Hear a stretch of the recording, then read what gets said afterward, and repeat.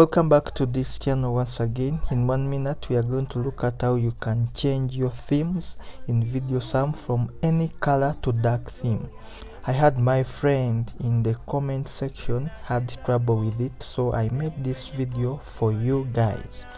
And if at all it is your first time to this channel, please you can support this channel by subscribing so that YouTube can recommend and push this channel. Okay, without wasting time, let's run into the tutorial.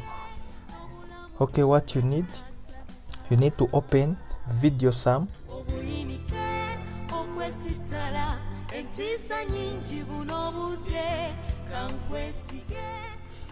Go to edit, then select the skin tab. You can scroll down and choose any of your favorite theme.